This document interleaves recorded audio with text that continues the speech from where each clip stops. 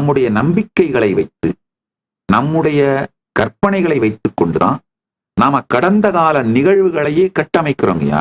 நீங்க உங்களுடைய கடந்த காலம் என்ன உங்க நினைவுல வச்சிருக்கீங்களோ அதுக்கும் கடந்த காலத்துல நடந்த ஃபேக்ட்ஸ் நிஜத்துக்கும் சம்பந்தமே இருக்காதுங்கய்யா. சற்றே தள்ளி நின்று சாட்சியாக பார்த்தீர்களானால், நான் சொல்றது முழுசா உங்களுக்கு புரியும். சாட்சியா நின்னு பார்த்தீங்கன்னா நான் சொல்றது புரியும். ஒரு பக்கம் ஆனந்த கண்ணீர் பொங்கும், ஆஹா எவ்வளவு பெரிய சத்தியம் புரிஞ்சுது, இந்த வாழ்க்கையில இதுக்கு மேல துக்கமே இல்லையடான்னு புரியும். இன்னொரு பக்கம் பெரும் துக்கம் பொங்கும், என்னடா இவ்வளவு வருஷத்தை வீணடிச்சிட்டமே அப்படின்னு. ஒரு கண்ணில் ஆனந்த கண்ணீரும், ஒரு கண்ணில் இத்தனை வருஷத்தை வீணடிச்சிட்டமேன்ற துக்க கண்ணீரும் பொங்க வைக்கும்.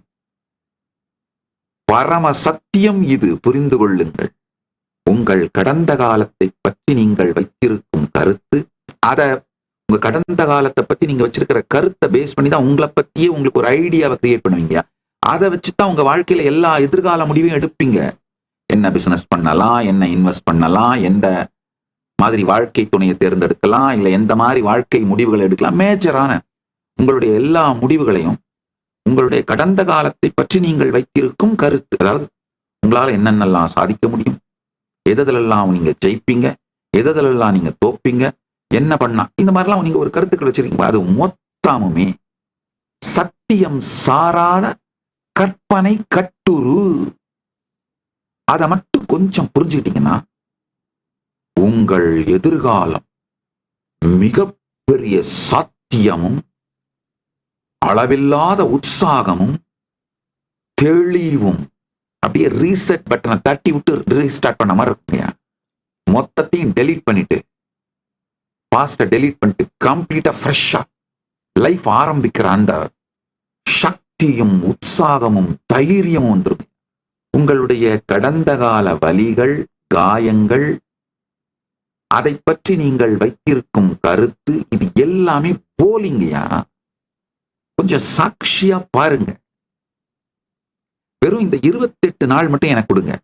எனக்கு கொடுங்கன்னா நான் உடனே உங்களை ஆசிரமத்துக்கு வந்துருங்கன்னா கூட கூப்பிடல. அப்படி வந்திருக்க முடிஞ்சா வாங்க. கைலாசா திருவண்ணாமலையோட கதவுகள் திறந்தே இருக்கின்றன. ஜனவரி 1ஆம் தேதியிலிருந்து 31ஆம் தேதி வரைக்கும் இலவசமாக பரமசிவ சேனை நிகழ்ச்சி நடக்குது.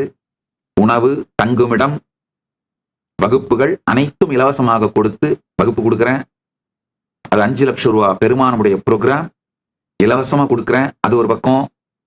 2வது, இந்தியா முழுக்க யாத்திரை பண்ணணும்னு நினைக்கிறவங்களுக்கு, பரிவராஜ யாத்திரையா போகணும்னு நினைக்கிறவங்களுக்கு இந்த 1 மாத வகுப்பையும் இலவசமா கொடுத்து, 5 லட்சம் ரூபாய் பெருமானுடைய வகுப்பையும் இலவசமா கொடுத்து, நீங்க யாத்திரை போறதுக்கு குறைந்தபட்சம் 1 லட்சமாவது ஒவ்வொருவருக்கும் செலவழிக்கின்றேன். நீங்க பல்வேறு ஸ்பிரிச்சுவல் ஈகோ சிஸ்டம் எல்லாம் பார்த்து வாழ்க்கையை புரிந்து கொள்வதற்காக, வாழ்க்கையை அறிந்து கொள்வதற்காக, வாழ்க்கையில் மலருவதற்காக. நல்லா புரிஞ்சுக்கோங்க. இந்த 28 நாள் மட்டும் நீங்க கைலாச திருவண்ணாமலைக்கு வர முடியலைனாலும் வீட்டுல இருந்தபடியேவாவது இந்த ஒரு விஷயத்தை செய்யுங்க. உங்களுக்குள்ள என்ன ரியாக்ஷன் நடந்தாலும், உங்களை பத்தி நீங்க பாஸ்ட், உங்களை பத்தி நீங்க வச்சிருக்கிற கருத்துக்கள், வலிகள், வேதனைகள், துக்கங்கள், எதை நினைச்சா இம்மீடியட்டா ரியாக்ட் பண்றீங்களோ, கொந்தளிச்சு வெடிச்சு விடுறீங்களோ, அவை எல்லாவற்றையும் சாட்சியா பாருங்க. யார பார்த்தா ட்ரிகர் ஆகிறீங்களோ, எந்த நிகழ்வு, எந்த நபர், எந்த சூழல், எந்த வார்த்தை, எந்த எண்ணம் உங்களை கொதிக்க செய்கிறதோ, டீஸ்டெபிலைஸ் பண்ணிடுதோ, அவைகள் எல்லாவற்றையும் சாட்சியாக பாருங்கள். நீங்க எந்த துறையில் இருந்தாலும் மிகப்பெரிய வெற்றி அடைவீர்கள். அதற்கு நான் பொறுப்பு. சமாதி மனப்பழக்கம், வேற ஒண்ணுமே இல்லைங்க. இதுல ஒண்ணும் கம்ப சூத்திரமோ, இயலாததோ, சாத்தியமில்லாததோ, மூடி மறைக்க வேண்டியதோ, மிகப்பெரிய ரகசியமோ ஒண்ணுமே இல்லைங்க. சமாதி மனப்பழக்கம். வேணும்னா ஒரு பெரிய பேப்பர்ல எழுதி பெட்ரூம்ல ஒட்டிக்கோங்க, உங்க ஆபீஸ்ல ஒட்டிக்கோங்க. சமாதி மனப்பழக்கம். சாட்சியா இருந்து உள்ளுக்குள்ளியும் வெளியிலையும் நடக்கிறதையெல்லாம் சாட்சியா பாருங்க. பாத்தீங்கன்னா 10 நாள்ல புரிஞ்சிருங்கய்யா. உங்களை பத்தி, உங்க பாஸ்ட பத்தி நீங்க வச்சிருக்கிற மொத்த மொத்த கருத்தும் டுபாக்கூர். ஒப்பீனியனேட்டட் நியூஸ்ங்கயா, ஃபேக்ட் கிடையாது, ஒப்பீனியனேட்டட் நியூஸ். அதனால உங்களை பற்றி நீங்கள் வைத்திருக்கும் கருத்தும் அந்த கருத்து ஏற்படுத்துகிற பர்வர்ஷன்ஸும் அந்த ரியாக்ஷன்ஸுக்கு நீங்க ரியாக்ட் பண்றது. அதாவது நீங்க எதை தொட்டாலும் உருப்படாதுன்னு ஒரு கருத்தை நீங்க ஃபார்ம் பண்ணி வச்சுக்கிட்டீங்கன்னா, வாழ்க்கையில் ஒரு பெரிய வாய்ப்பு வரும் பொழுது அதை பார்த்த உடனே உற்சாகம் வர்றதுக்கு பதிலா எரிச்சல் வரும். ஐயோ, நான் தொட்டா உருப்படாது, நான் அடைய மாட்டேன், ஆனா எவனோ ஒருத்தன் தட்டிட்டு போயிட போறானே, ஐயோயோ. உங்க ரியாக்ஷனே உற்சாகத்துக்கு பதிலாக வேதனையும் வெறுப்பும் ஃப்ரஸ்ட்ரேஷனுமா.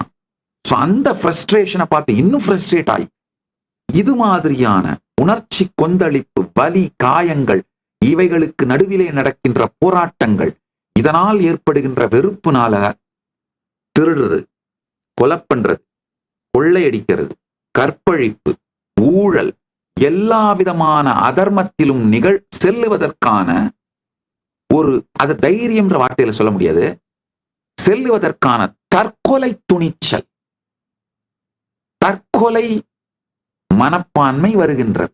நல்லா புரிச்சுக்கோங்க. பேரதர்மங்களில், பெருங்குற்றங்களில் ஈடுபடுபவர்கள் அதனுடைய பின்விளைவுகள் தெரியாதவர்கள் அல்ல. ஒரு விதமான தற்கொலை முடிவு, வாழ்க்கை மேல அளவுக்கு மீறிய வெறுப்பினால் தற்கொலை முடிவுக்கு வந்து செயல்படுகின்ற தன்மையிலிருந்து முதலில் விடுபடுங்கள். தற்கொலை முடிவுக்கு வந்து செயல்பட துவங்கிறதுங்கய்யா. முதலே காலை கவிட்டு இருக்கும் போது கம்ஃபர்டபுளா ஸ்விம் பண்ணிட்டு இருக்கிறது, எப்ப வேணா பிடிச்சி உள்ள இழுத்துரும். முதல்ல காலை கவிட்டு இருக்கிற முதலையிலிருந்து விடுபடுங்க. சிகரெட் குடிக்கிறவங்க, செயின் ஸ்மோக்கர், சாராயம் குடிக்கிறவங்க, அது ஒன்றும் நான் டீசென்டான வார்த்தையெல்லாம் சொல்ல முடியாது. சாராயம் குடிக்கிறவன் தான் மதுப்பிரியன்ற வார்த்தைலாம் யூஸ் பண்ண முடியாது. குடிகாரன்னு தான் வார்த்தை தான் சொல்ல முடியும். மாமிச உணவுக்கு அடிமையாய் போய் கிடத்தல், இதை பண்றவங்கெல்லாம் அவங்களுக்கு ஒன்றும் ஏதோ அதனால தப்பு, அதனால உடல் நலம் கெடும், மனநலம் கெடும், உயிர் நலம் கெடும்லாம் தெரியாமலாம் இல்லைங்க, தெரியும். ஆனா என்னடா பண்ண போறோம் லைஃப்ல? இந்த ஆர்குமெண்ட்டை நார்மலைஸ் பண்றாங்க. இதெல்லாம் விட்டுட்டு வாழ்ந்து என்னடா பண்ண போறோம்? லைஃப் மேல இருக்கிற ஃப்ரஸ்ட்ரேஷனால டீ டோட்டலரா வாழ்ந்து என்னடா பண்ண போறோம் அப்படிங்கிற ஆர்குமெண்ட்டை நார்மலைஸ் பண்றோம். Especially Gen Z. நல்லா புரிஞ்சுக்கோங்க. டீ டோட்டலர் லைஃப் ஸ்டைல் என்ன பிளசண்டான, இருப்பே பிளஷரா இருக்குங்கய்யா. Celebrate being a human. ஏய் ஜென்சி, முதல்ல இதை புரிஞ்சுக்கோங்கப்பா. Celebrate being a human. டீ டோட்டலரா இருந்தீங்கன்னா you can celebrate being a human பா. ஒரு இனிமையான மலரின் இனிமையான ஒரு இயற்கையான தாமரை, ரோஜா, பன்னீர் புஷ்பங்களோட இனிமையான நறுமணம் மாதிரி நம்முடைய வாழ்க்கையில உள்ளுக்குள்ளேயும் வெளியிலையும் ஒரு நறுமணம் பொங்குகின்ற, just celebrating being a human. வேற ஒன்னும் வெளியில இருந்தெல்லாம் தேவையில்லைப்பா. அது மாதிரி ஒரு லைஃபே ரொமான்ஸா இருக்கும்பா. எதை பார்த்தாலும் ஸ்வீட்டா இருக்கும், எதை பார்த்தாலும் ஜாய்ஃபுல்லா இருக்கும், யாரை பார்த்தாலும் ஸ்மைல் பண்ணுவீங்க. அதுதான் செலிப்ரேட் பீயிங் எ ஹியூமன். நீங்க லேயர் பை லேயர் ஆஃப் ஃப்ரஸ்ட்ரேஷன்ஸோட லேயர் அதிகமாகி அந்த ஃப்ரஸ்ட்ரேஷன் நீங்க ரியாக்ட் பண்றது, அதுக்கு பர்வர்ஷன். இது மல்டிபிள் காம்ப்ளிகேஷன்னால உங்களுக்கு உங்களோடயே இருக்கிற உறவு ரொம்ப காம்ப்ளிகேட் ஆகி போய் தாங்கயா.